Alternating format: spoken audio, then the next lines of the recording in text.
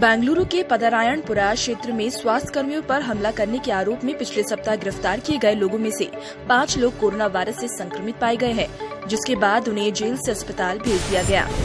आधिकारिक काम से पश्चिम बंगाल से दिल्ली गए रेलवे सुरक्षा बल आरपीएफ के 9 जवान कोरोना वायरस से संक्रमित पाए गए।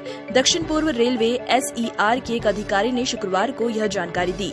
उन्होंने बताया कि ये जवान एसईआर खड़गपुर मंडल के 28 सदस्यीय दस्ते का हिस्सा थे, जो 14 अप्रैल को राष्ट्रीय राजधानी से असलहे और हथियार की खेप लेकर पार्सल एक्सप्रेस ट्रेन से लौटा था।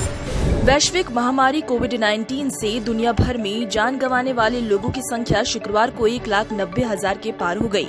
इसमें 2/3 लोग यूरोप में मारे गए हैं। आधिकारिक स्रोतों से अंतर्राष्ट्रीय समय अनुसार सुबह 7:40 तक मिले आंकड़ों को जोड़ने के बाद एएफपी द्वारा तैयार की गई टैली में ये जानकारी दी गई।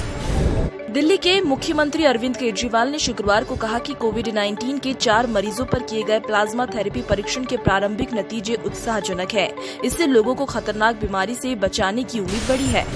देश में शुक्रवार को कोविड-19 की वजह से मरने वालों की संख्या बढ़कर 718 हो गई और संक्रमण के मामलों की संख्या 23,077 पर पहुंच गई। केंद्रीय स्वास्थ्य मंत्रालय के अनुसार कोविड-19 के 17,610 मरीजों का अभी इलाज चल रहा है, जबकि 4,748 लोग ठीक हो चुके हैं और उन्हें अस्पताल से छुट्टी मिल चुकी है। एक मरीज विदेश चला गया था।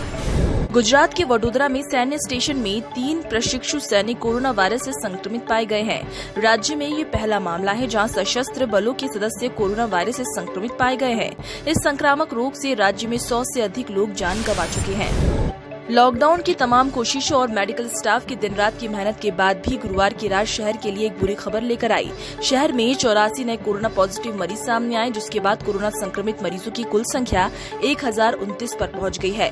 गुरुवार को शहर में 2 और मौतों के बाद कुल संख्या 55 पर जा पहुंची।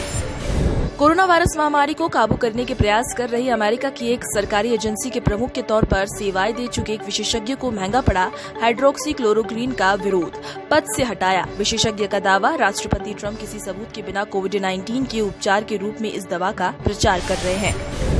अमेरिकी राष्ट्रपति डोनाल्ड ट्रंप ने उन खबरों को खारिज कर दिया है जिनमें कहा गया कि उत्तर कोरिया के नेता किम जोंग उन बीमार है। ट्रंप ने कहा कि मुझे लगता है कि खबर गलत है, इस मामले में मुझे बस यही कहना है। यूपी के शाहजहांपुर में लॉकडाउन के दौरान गरीबों तक भोजन पहुंचाने में जुटे एक सिपाही को कोरोना संक्रमण की चपेट में आने के संदेह में पृथक किया गया। जांच रिपोर्ट आने के बाद उसका उचित उपचार किया जाएगा।